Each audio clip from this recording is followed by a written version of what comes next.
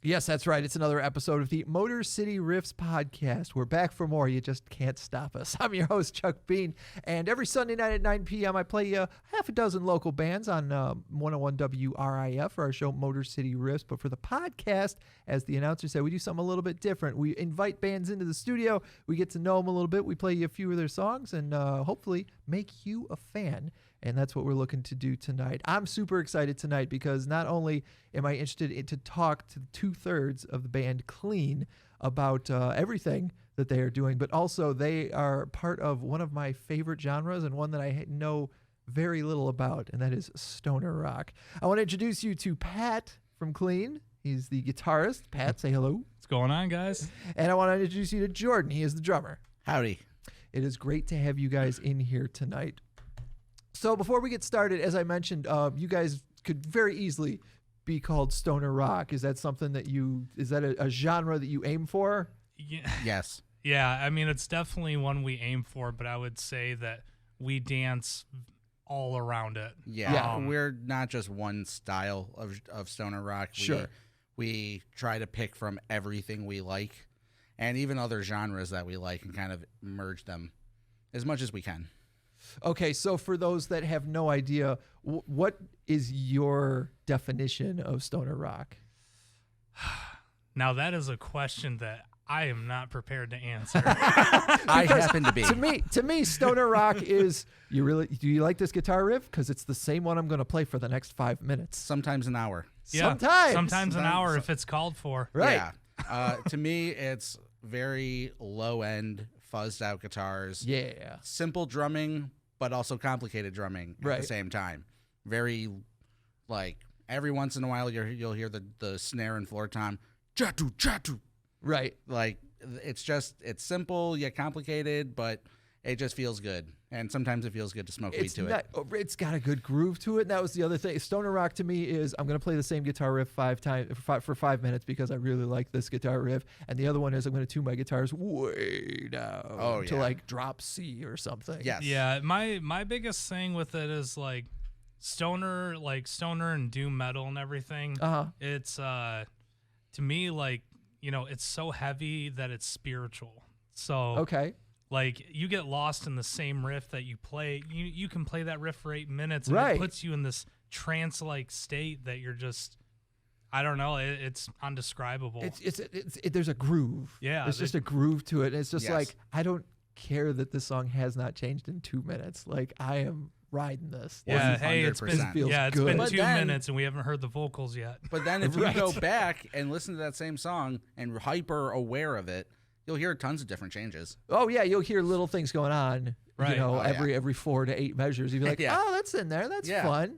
And the best thing about even bands like Sun is they're playing the same note for the longest time period. And when they change even to a higher note, you're just hyper aware of it. It's like, that changes the whole thing now. Oh, okay. So, yeah, you guys classify, I think I saw online, as stoner doom metal. Right. Now the doom metal is the part that I don't have a whole lot of experience in, but what I'm gonna guess doom metal is or at least has its roots in is Black Sabbath. Yes. Absolutely. You listen to like Stoner Sweetleaf. too. Yeah, you listen to Sweetleaf or you listen to Children of the Grave or some of their like more jammy Fairies Wear Boots stuff. There you go. Yep. And yeah, like I think that to me is like, oh yeah, well that's exactly like that first Queens of the Stone. That's Caius. To me, I'm in. Yeah, right. To me, when I think of doom, I think of Black Sabbath by Black Sabbath. Okay. That what some guitarists call the flatted fifth. That dun dun. Sure. Yeah, that to me is the epitome of what doom is. So tell me how Cleen started. How did the two of you guys meet, and how did you decide that this was what you wanted to pursue? So a little backstory that I'll say. I've actually known him for 27 years, actually. Okay. We actually played instruments together for the first time together. Like, oh yeah. He couldn't play he was learning to play the drums, and I had this out-of-tune guitar, and we were going for, Sonic Youth sounds at the time. Oh yeah, big time. Okay. And that kind of carried as, we developed over the years, took on other projects. And, Jordan just showed up one day and he was like, hey, I want to make this kind of sound. And at the time he was still on a project that, really good project, but he's like, Jordan just wanted to be let loose. Yeah. And this was kind of the genre to do it in. And it's funny because when he said that, I go, dude, I don't have a clue how to play this. And we played and he goes, you're playing exactly what you're supposed to play. Nice. I was in this other band called Glass Fabric. And okay. We made a little bit of headway. We played some shows. Like one day during the lockdown, Pat invites me over and I bring my drums, asked me to be in a band. I didn't really think much about that. I'm like, well, it's another project, another person to jam with. Sure. But then we started like making music and I'm like, this makes more sense than anything I've ever done. Now, when you say the lead singer of that band, I'm just curious. You couldn't get on the same page. Like, elaborate. Well, on what levels were is like, man, we're not on the same page. When we would record, we couldn't get on the same page with like we want to do this. Like I wanted to do some things in recording, and he wanted to do other things, and it was like a butting of heads. Okay. And with Pat, I don't have that. Well, yeah, I mean, just to kind of give an example, I mean, the way that the pace that we're at right now, because we're working on a full album. Sure. This has been the case literally since day one of, Jordan had set up a goal. He's like, one song a month. Okay. But we only meet 2 times a month. So that means... So you got to make progress. You got to make progress at the very least. We have been so meshed with playing music together for so long that he shows up. There's no talking. We just link. I mean, it's kind of... It's so hard to explain, but I just pick up the guitar and, boom, Planet 332B was born. Is it the kind of thing where you could be staring into that corner while he's playing drums, but like you can both feel when it's time to change Yes. from a verse to a chorus 100%. kind of thing? We've been playing for so long, and I tell everyone this, we've been playing for so long that all we have to do in a song is look at each other right. Yep. And it will all make sense. Yeah. Yeah. I'll come to him with a riff I've never written and a drum beat that he's never made, and we just look at each other, and all of a sudden we have a full song structured. That's cool. And we weren't even trying. We I were like just to- living in it. I like to refer to that as oral alchemy, when you can like literally, like you said, it's like you can both be looking in 2 different directions and playing, but you both feel exactly when things should change, and it just works. Man. That's great when you can find it. Yeah, like because I was, I used to be in older projects. I actually, when post-hardcore music was really going around, I was that high-pitched singer, that screamer guy that, played in 5 different bands, and like I never had that. I had an indie group that was called Nocturnica back in the day. That Congratulations on still having a voice. What? Doing like 5 of those kind of screaming bands. Well, yeah, right.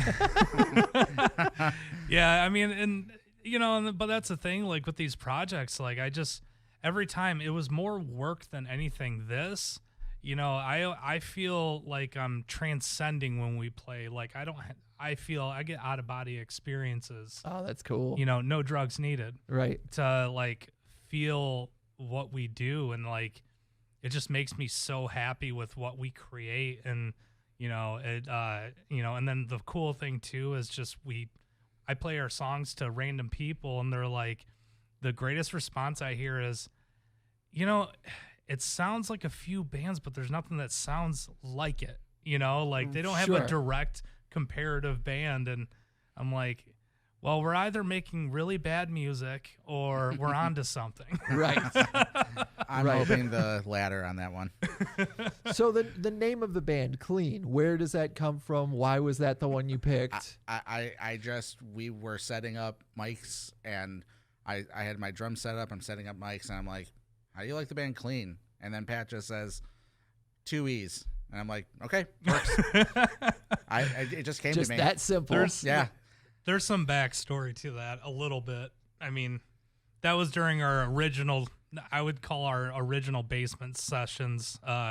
There were other band ideas. You remember Pipe Dope?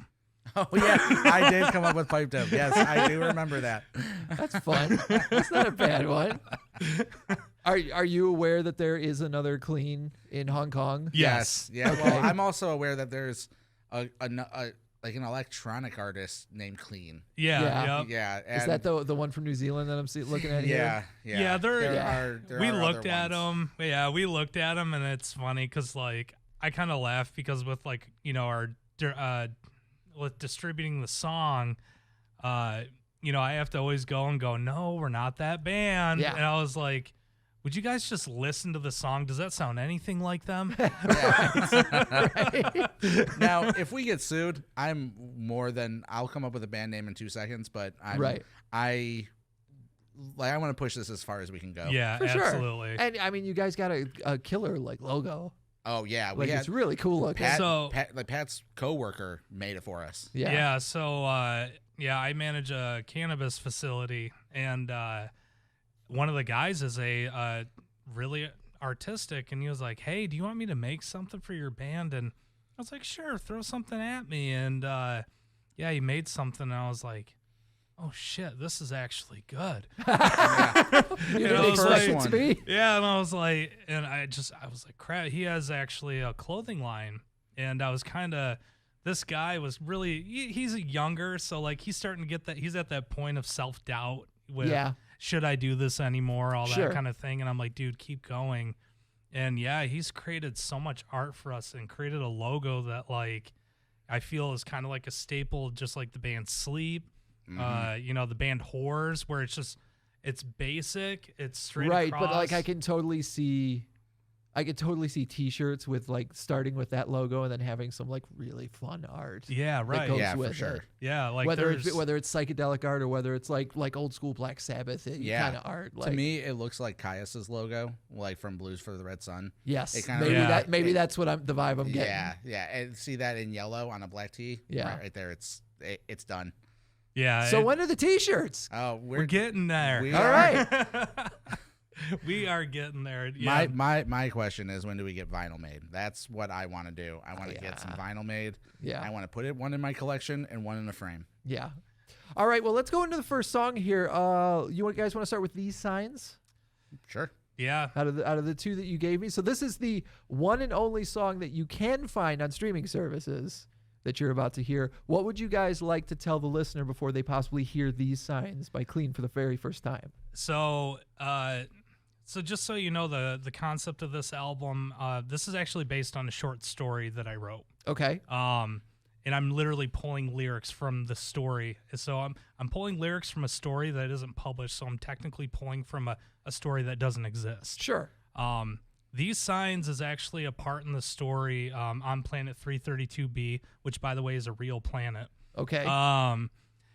This planet doesn't give... This guy's at a point of hopelessness, and he's actually trying to kill himself, but the planet doesn't give the resources to do it. Interesting. So he is in this utter hopelessness, and that's kind of the message that I conveyed in this song. I hope you enjoy it. All right. Sounds good to me. This is These Signs from Cleen. We'll be back with more of the Motor City Riffs podcast right after this.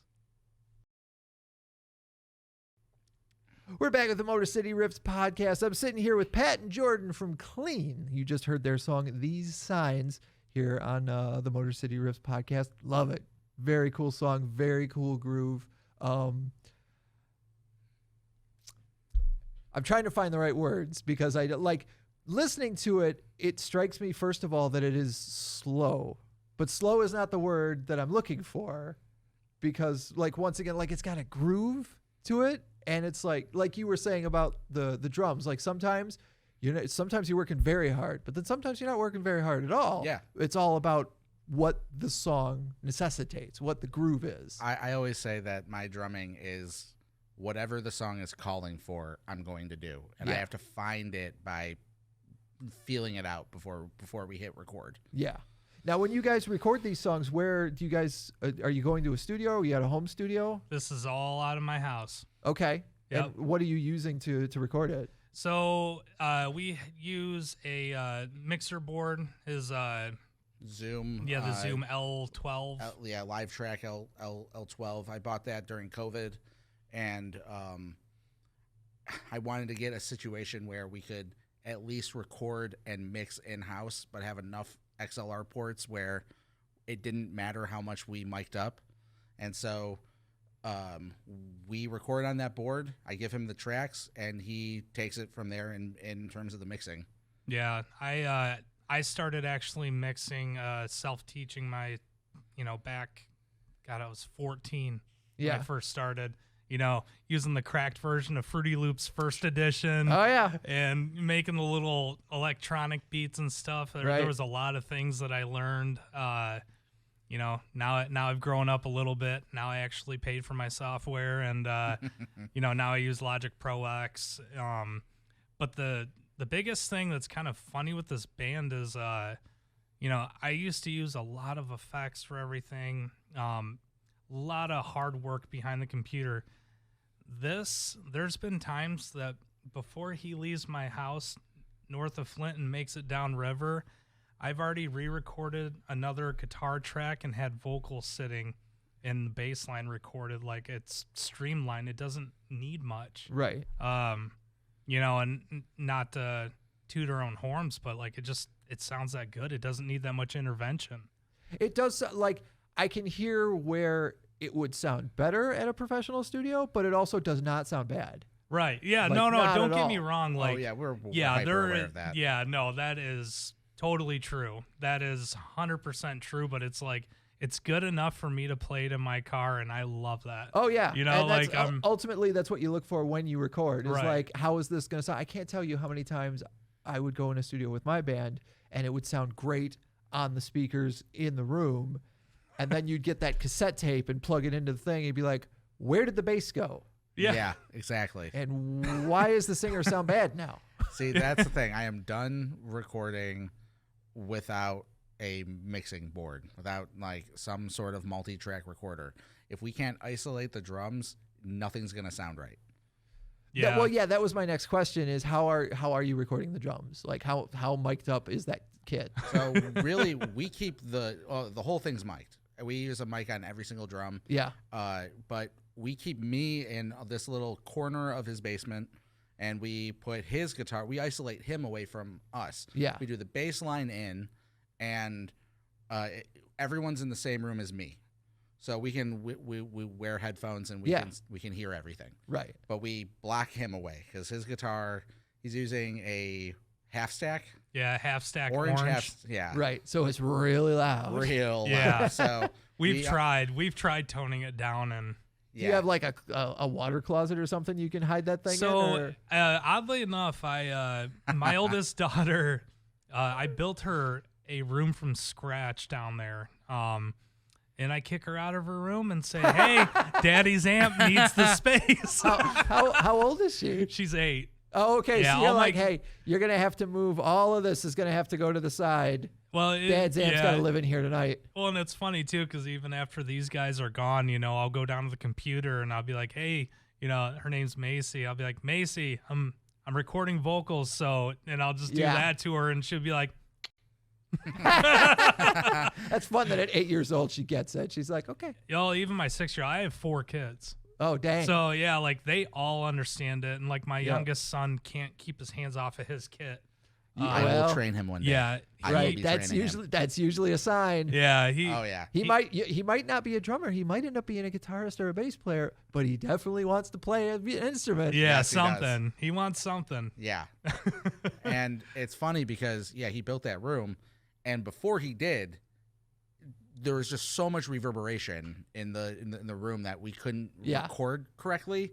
But we started putting like little carpet squares down for like my drum so it doesn't move. Yeah. And then he built that room up. Now we have the perfect reverberation where it's like there and there's some echo, but it's not overpowering. Yeah.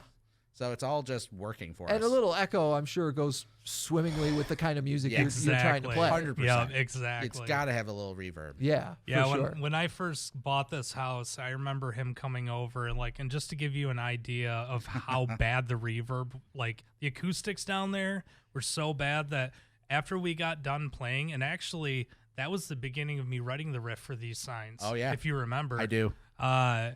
It was so bad I couldn't hear right for 2 or 3 days. Oi! And I also had my orange app turned up 75%, which is loud as hell. Was this with or without earplugs? Without. What are you doing? But gotta wear your earplugs, man. I literally took the files and I made my own little quick mix. Yeah. And we kept everything not in the red. We kept everything just right before red, but after I added everything and adjusted some levels, everything was in the red. That's how much reverberation there was. Right. Yeah. Now on the recording, on these signs that we just heard, are you playing the bass and the guitar? Yeah. So up until redoing Planet 332B, I was playing the bass line, I was playing the guitar, doing the vocals, doing the rough mix on it.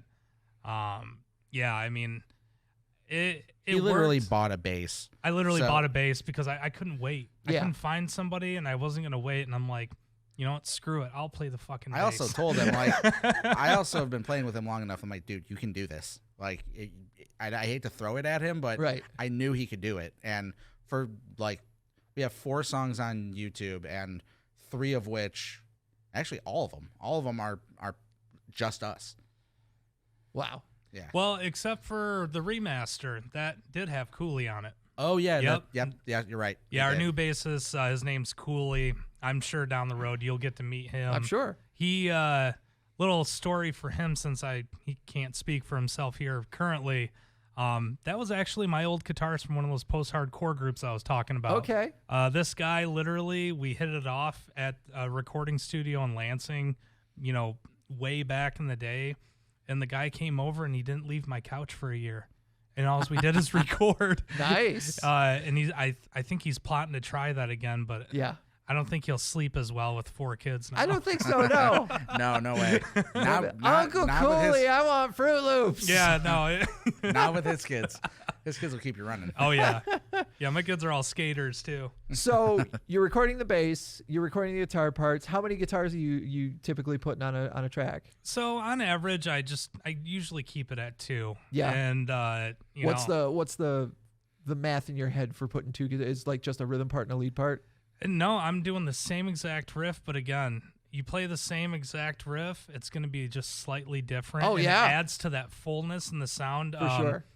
For instance, I literally was working on it today. Our new song, I won't say the title unless you want me to. Go ahead.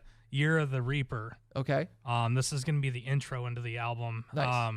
I was recording that one, and I, had a weak moment, and I tried just copying and pasting and panning left and right to fill the speakers, and I didn't like it. So today I went back and I put it in there, put in the exact same guitar riff all the way to a T, all the way to the end, and man, it just filled it out perfectly. So do you change the tone of your amp at all? Do you this use one the neck pickup instead of the bridge pickup? Do you do anything different? Honestly, today was actually the first time I did anything different. Okay. So with this new song, I run a orange fur coat with octave. Okay. I also use phaser, delay, and all this other stuff. And the track with that I went back in, I just used the dirty channel off my orange head. Yeah. And that's all I did different, but I played the exact same riff. Right. Same pickups active on the guitar, same volume, everything. But that's why I'm asking, because you got to change something. Otherwise, there's a little something, but I mean, I can try to play that exact riff the way that I did, and it's going to be different. So technically, it's always different to me. And then when you do the vocals, are you just doing one vocal take? Oh, no. Oh, no. Oh, no. So when it comes to vocals, some songs have been really easy where I've been able to land, No One Remembers But You, that, you just played not too long ago on the radio. Right. That one I had in the bag immediately. That was easy. Took me just a couple tries. Mendicidal Betrayal. That took me 2.5 weeks and about 30 different vocal tracks to get what I wanted. Wow. And then like this song. Was it just you would do a vocal track and you listen back to it? It's like, no, that's not it. And then you try something a little different and you'd be like, no, that's still not it. Yeah, I kept going back through and it's like, the projection fades out here, or, I didn't like the way I said that. And my thing is like, I want the imperfections. That's one thing I love. Yes, we are on the same wavelength with that. It's like if there's one bad note, or if there's a little fudge here, or a little thing like that makes it feel human. Yeah, like that's Definitely. The thing is I'm trying to like with us, I would like to say collectively, like I want the human element back, and it's so easy to not do that nowadays that it kind of makes me want it even more. I kind of want to. There's been times where I was like, Jordan, I kind of want to keep this fuck up in the song. Yeah, well, that's the thing. Like, we record songs so quickly, and I live so far away that if there's a little mistake, I just have to be fine with it. And like even in Menocidal, I missed the one at like one of the transitions, and I'm like, are people really gonna notice that? Yeah, are we being audio? Might, but at the same time, like, who cares? Like we're talking about, it makes it human. Yes, it makes it feel like, oh, these are actually people playing instruments in a studio, not auto-tuning it and, going into whatever a program and lining it up 1, 2, 3, 4, 1, 2, 3, 4 to make sure that it's perfect. Right. And because I mean, you listen to that, don't get me wrong. Sounds great, everything. It's just not what we're going for. Right. We want that human element. Right. So we've mentioned briefly some of the gear that you guys are using, and I'm curious because that's the two things I love doing on this podcast is talking about recording and talking about what are you playing. You said you've got an orange amp. Yep, with the Epiphone guitar. And Les Paul. Les Paul. Sorry. Are you just rocking the one guitar? Just the one guitar only at the moment, because I have a feeling down the road that once I open the can, like I bought the bass, luckily, and it subsided it. But I am a kind of person that once I buy that second guitar, now the beast is unleashed, dude. I'm just gonna have a rack across one wall all the way, guitars, all different tunings.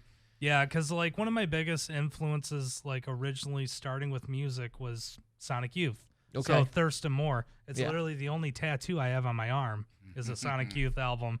And, he did all this weird shit with tunings, alternate tunings. Yeah. And, like, I love that. Yeah. I love that. And, if I have a bunch of guitars to do a bunch of weird shit to and leave it like that, and and then hopefully no one steals our gear, then that'd be great. Yeah, hopefully that's always the gear, right? No one wants to get Dinosaur Junior'd, man. Well, but then you have like a guitar in this tuning that then it gets stolen.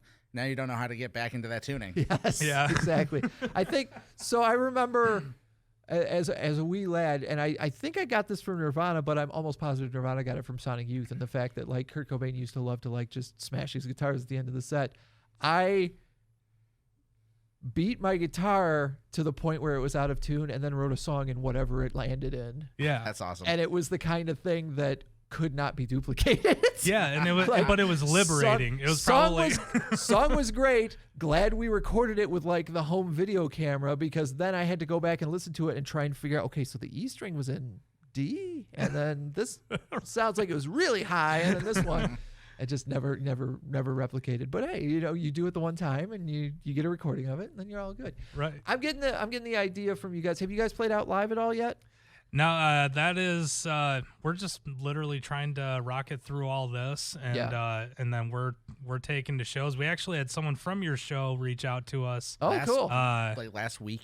Yeah, a couple weeks ago. Yeah. And it was for a last minute. Unfortunately, we didn't have enough material. Yeah. We literally are just trying to get enough material. But yeah, we plan on playing shows. Like that is like a goal you're looking. Yeah, that's the goal. Because I asked on the last episode, I asked the band Forge the Sun, because I was like, do you guys prefer being in the studio or do you guys prefer being live? And they're like, we prefer being live. And I was like, I'm a studio kid. I like being in the studio. I have love for today, both. Yeah, and I love playing live. I love it, but there is a newfound love for being in the studio Yeah. and figuring out how I want my drums to sound Sure. by using some of his equipment. Yeah, it's a mutual love. Like, it's a very balanced love. Like, you know, I love what we do a lot, but the thing is, you know, I filled my cup, he's filled his cup.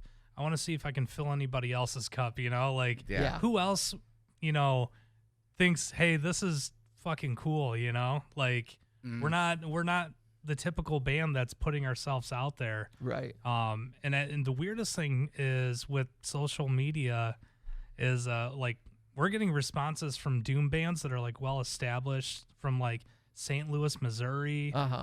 We actually I want to toot this horn, but like Fatso Jetson, those guys started following us. Yeah. That's they cool. actually and they're a founding member of the Stoner Sound. Yeah. I mean, So, like, honestly, when he told me this, I got a few goosebumps. Like, Right. oh my God, the founder of Caius is like digging us. Like, Yeah. That's and cool.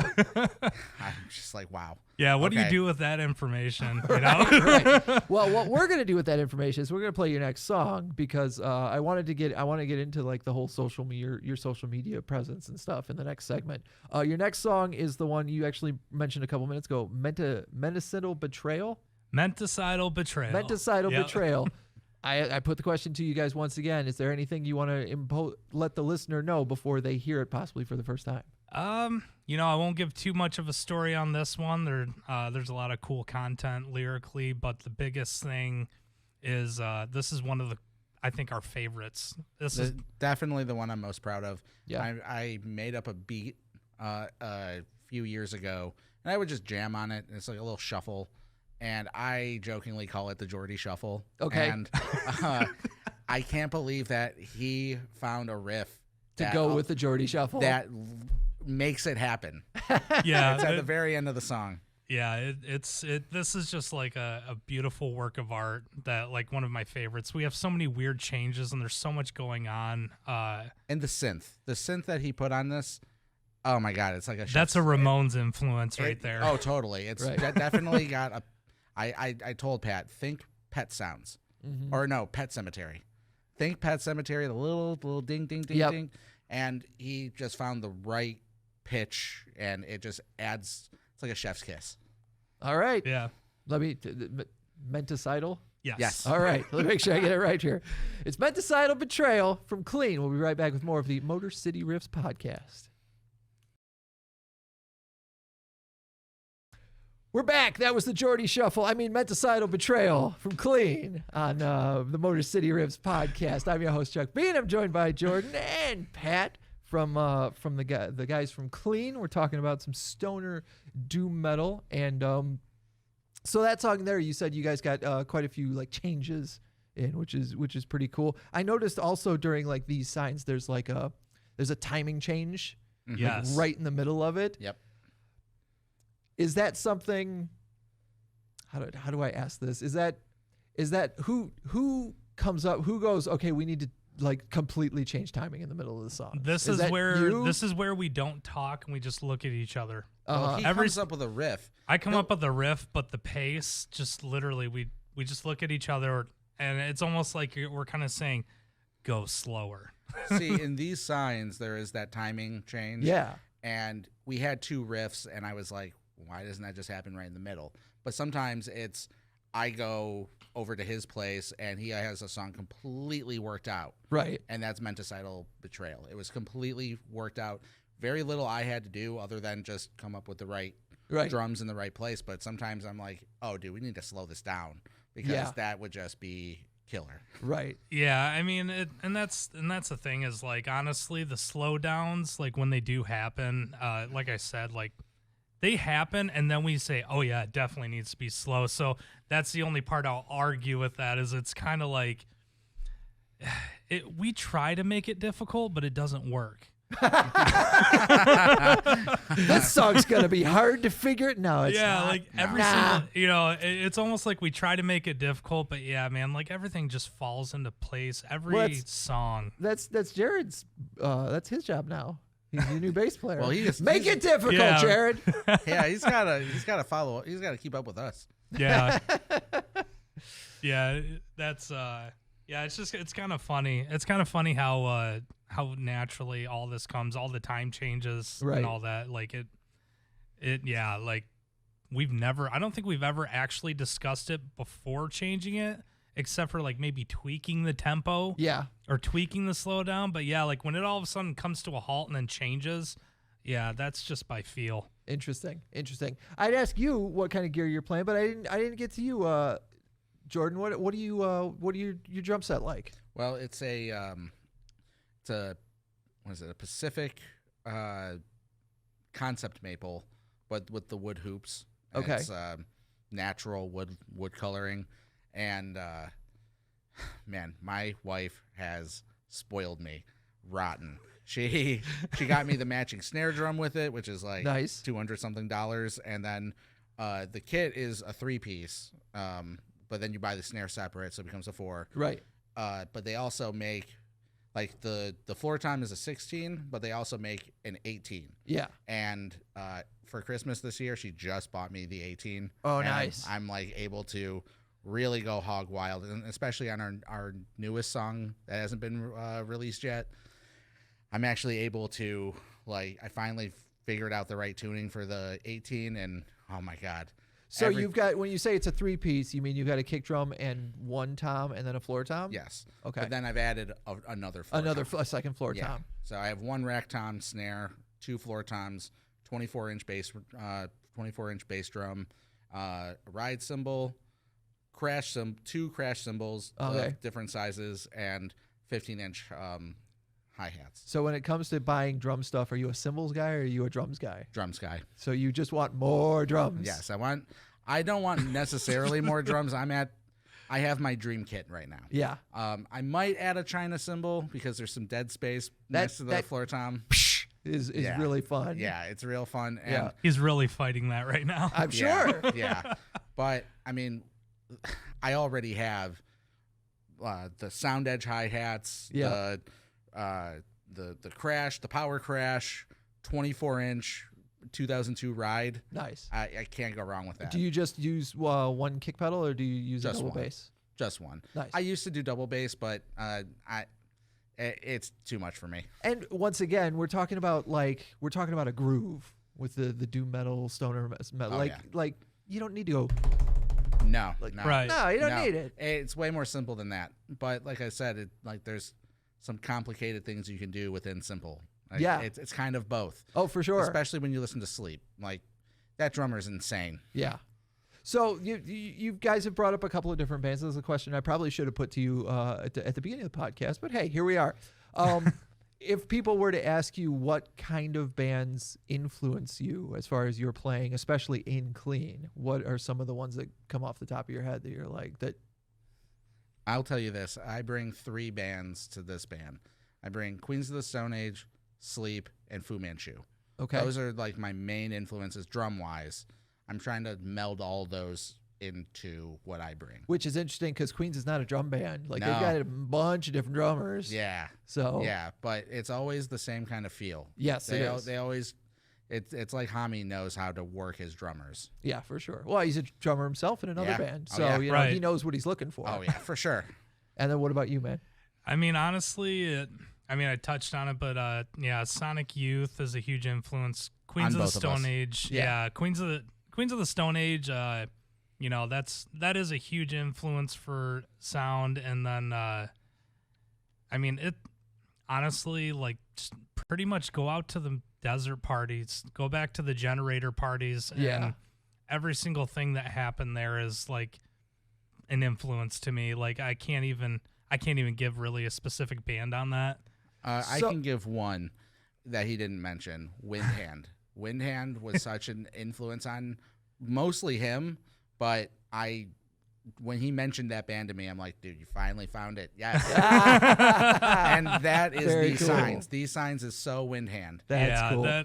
So one of the things I like to do, I like to go on Spotify and listen to whatever you've got catalog wise before I do these interviews. But my favorite thing is once it's done, I'll let the algorithm start picking bands to introduce me to that it thinks are along the same lines. Let me read you a couple of the bands that it plays after you listen to these signs, because I thought this was pretty cool. The first band you get after these signs is Corrosion of Conformity. Yes. Whoa. Pretty awesome. That's awesome. That's sick. Floor. Wow. Oh, yeah. Wow. Okay. Cool. This band, I just love the name of this band. You Slut. Yeah. Yes. The song is called Pitch and Putt with You Slut. And I'm like, I love doing this because I'm like, now I need to know more about You Slut. Yeah, This is right. great. And is it Seaward? No, it's Mr. Bison. Mr. Bison. Mr. Bison. That's Yeah. not even one I know. I thought you were going to say Mr. Bungle. Yeah, I know. I was gonna be That like, would be interesting, wouldn't that it? would be super interesting. Yeah. If you say Mr. Bungle, you got to be like, well, which album? Yeah. Because Yeah. every one of them's different. Every Or single what one. second of what song. Yeah, exactly. Exactly. That's also true. But yeah, I thought that was really fun. One other thing I wanted to talk to you guys about, because you mentioned like your social media presence and how you're gaining fans as it is. You guys, as I've already mentioned, you've got these signs on streaming services, and that's it. And the first time you contacted me about Motor City Riffs, about, what was it, Planet 332B? Yep. It was only a YouTube video. Yep. You guys are very difficult to find. Yes. Is that by design? You know, it wasn't, and then it was. But But the thing that I've been wanting to talk about is the fact that when you played us the first time, when you played 332, you mentioned that these guys are so new that they don't even have a Facebook page. That woke me up. That woke the band up. Yeah.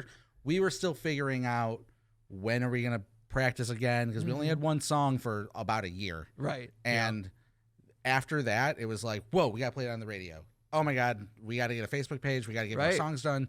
And that's when it turned into like, dude, we got to do a song a month. Yeah, it was kind of funny that, I didn't even actually tell Jordan that I submitted that. Oh, really? Yeah, I didn't tell him for a couple of days. And then actually when you had emailed me, it was the day that I told him, I go, hey, so I submitted Planet 332B, and this guy Chuck from the Riff is going to play this song.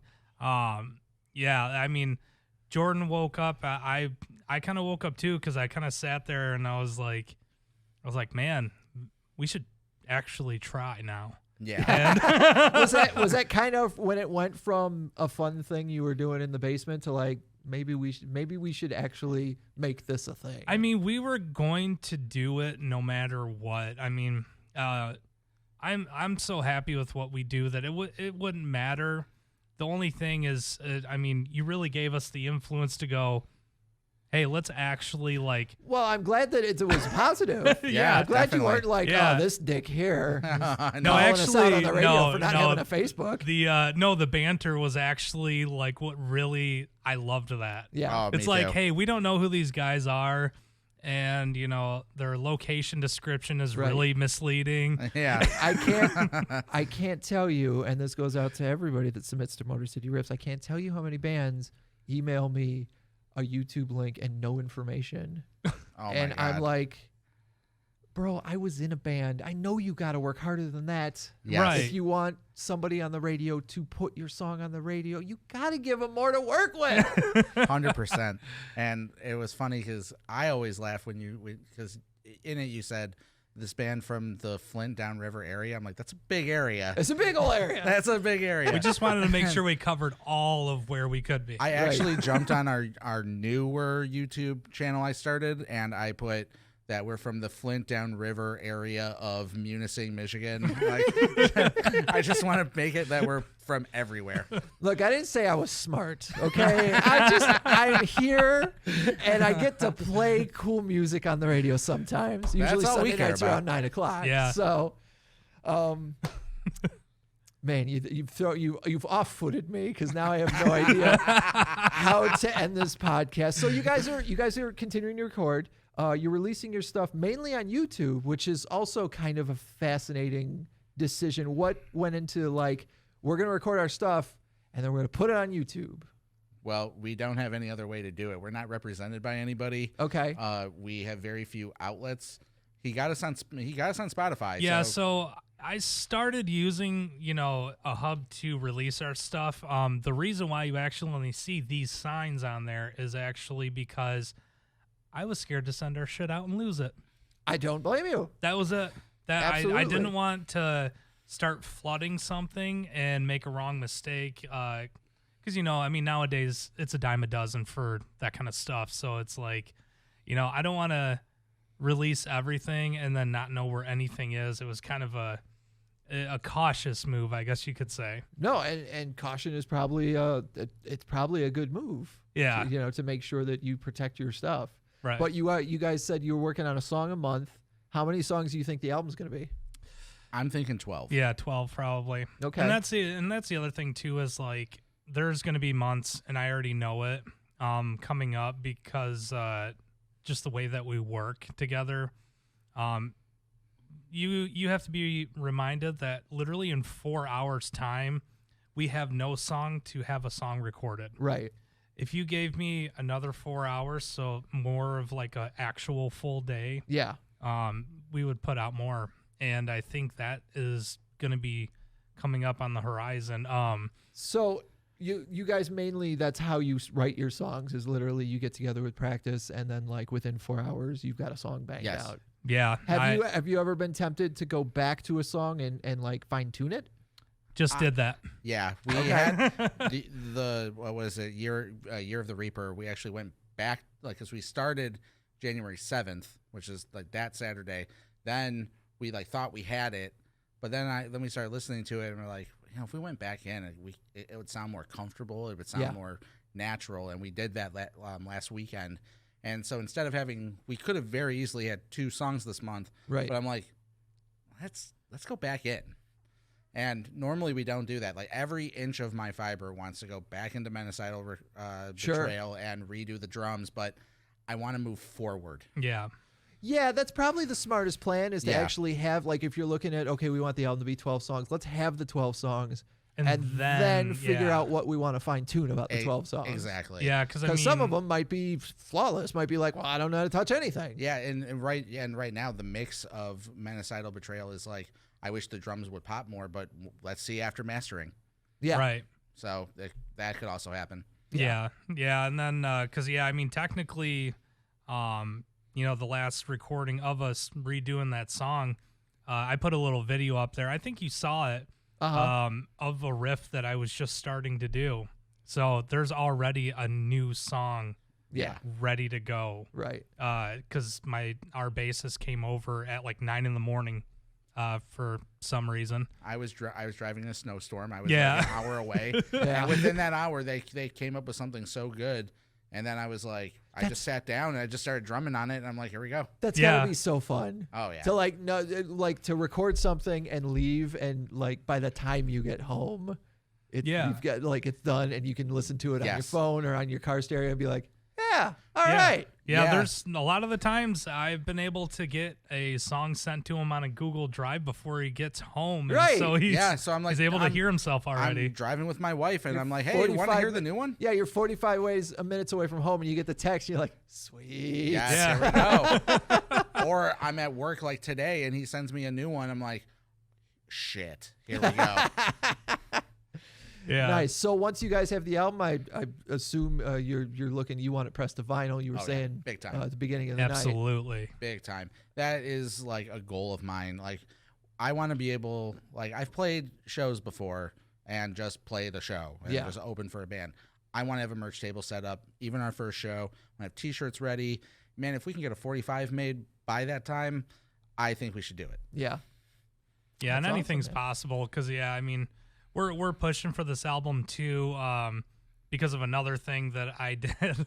Not that I plan for anything to come out of it, but I'm very oddly optimistic. Okay. So I actually sent all of our songs to the Blue Ridge Rock Festival. Okay. And I don't think that's a bad plan. No, and I was it's like, really not. It's not. I think especially if I don't know about Blue Ridge, but if you, especially like you were saying that you've gotten some of the stoner metal bands that are like they're finding you. Yeah, the community is really and I think if you guys have like one really good positive to your recorded stuff, it gives you, in my opinion, it gives you a very exact sonic feeling of what that's going to be like live. Right. Yeah, big time. Yeah, because we don't alter much, so Right. it's, what you hear in the recording is damn near exactly what you would hear, except for just louder. Yeah, I mean, we've already worked on a couple of recording sessions ago. Before we even recorded, we were like, oh, let's see if we can go through these songs, because we usually go through a song, make another one. Like, hey, wait, let's see if we can. Yeah, go I was like, through a hey, set can we list. actually play this for real live, not through the headphones? And and we played it, and dude, it was flawless. Yeah, like, first time through on all of them, we nailed it. That's awesome. So we're gonna be pretty geared up to go. That's awesome. Well, I'm really looking forward to when you guys start doing live shows. I'm really looking forward to it. It's gonna be real seeing soon, you guys. real soon. And I'm really looking forward to hearing more from Cleen. So thank you guys both for coming into the Motor City Riffs podcast. And once you send me another track, I'll be sure to put it in the show. It's coming. All right. Excellent. Thanks, guys. Thank you. Thank you.